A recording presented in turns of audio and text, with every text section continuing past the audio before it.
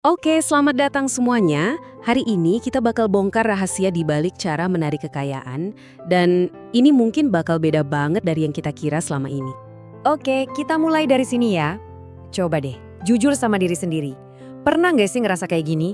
Udah kerja keras, banting tulang, ngoyo abis-abisan, tapi kok rasanya rejeki, uang itu malah kayak menghindar. Persis kayak mantan yang toksik, makin dikejar dianya malah makin lari. Nah, pertanyaannya, kenapa bisa gitu? Ternyata sumber yang kita bedah ini bilang masalahnya itu bukan di usaha kita loh, tapi ada di frekuensi kita. Dan frekuensi di sini tuh bukan soal mistis-mistisan ya, tapi soal getaran emosi yang kita pancarin setiap saat. Apakah itu getaran takut, cemas, atau getaran rasa cukup dan syukur?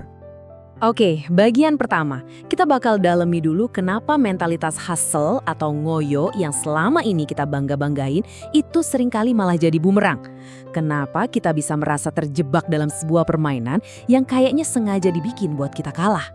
Intinya tuh gini, semesta termasuk uang dan rezeki itu nggak merespons kerja keras fisik kita doang. Semesta itu kayak radio tua, dia nggak peduli lagu apa yang kamu minta, dia cuma muter lagu yang frekuensinya nyambung sama setelan kamu. Jadi, yang direspons itu adalah getaran batin kamu, bukan cuma omongan kamu. Oke, kita lanjut ya. Jangan-jangan ini cuma omong kosong. Eits, tunggu dulu. Ternyata konsep ini tuh serius dan didukung dari banyak banget sumber, dari berbagai peradaban dan bahkan ilmu pengetahuan modern.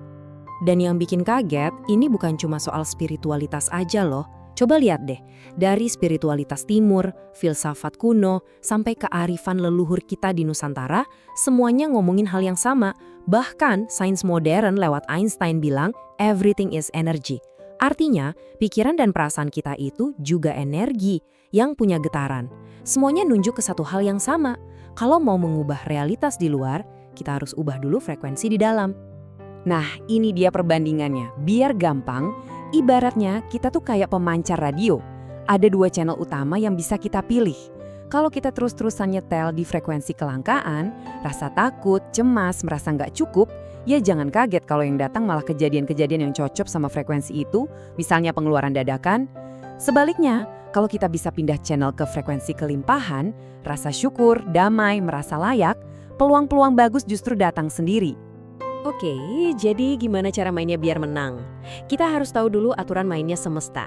Ini bukan soal sulap atau sihir, tapi soal menyelaraskan diri kita sama cara kerja alam semesta yang udah ada dari sananya. Yang pertama, hukum gaya tarik. Gampangnya gini, semesta itu nggak bisa dibohongin. Dia nggak dengerin kata-kata positif yang kamu ucapin di mulut, tapi dia merasakan apa yang bergetar di hati kamu. Jadi kalau kamu bilang, saya kaya, tapi hati kamu teriak, duh, cicilan gimana ya? Semesta akan merespons teriakan hati kamu. Kedua, hukum aksi terinspirasi. Ini penting banget. Manifestasi itu butuh tindakan, tapi bukan tindakan yang ngasal atau panik karena takut. Ini soal bergerak pas ada dorongan intuisi yang tenang dan jelas. Tindakan yang terinspirasi itu rasanya ringan, ngalir gitu aja, bukan berat dan terpaksa.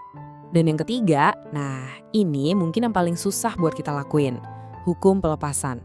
Setelah kita niat dan bertindak, tugas kita selanjutnya adalah percaya dan melepaskan.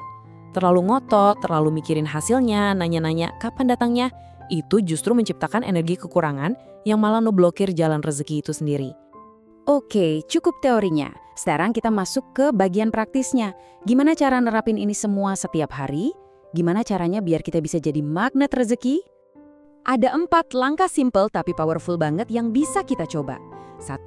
Kalibrasi niat kamu. Pastikan pengen kaya itu buat kebaikan, bukan buat pamer. 2. Sebelum tidur, jangan cuma bayangin barangnya, tapi rasain emosinya. Rasain damainya, syukurnya. 3. Setiap malam paksain diri nulis 3 hal kecil aja yang kamu syukuri hari itu. Ini booster paling kuat. Dan 4. Latih ketenangan. Kedamaian batinmu itu sinyal ke semesta kalau kamu udah siap. Oke, kodenya udah di tangan, ilmunya udah ada.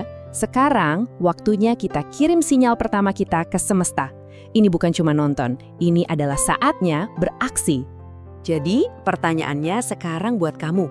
Siap nggak ngirim sinyal pertama itu? Ini bukan cuma pertanyaan loh ya, ini ajakan. Sebuah undangan buat kamu mengambil langkah pertama secara sadar untuk mengubah realitasmu. Caranya gimana? Gampang banget. Pertama, sebagai tanda komitmen kamu, subscribe channel ini. Anggap aja ini langkah awal kamu gabung di frekuensi yang baru. Terus, yang paling penting, kita akan catat niat ini bersama-sama, biar disaksikan oleh semesta.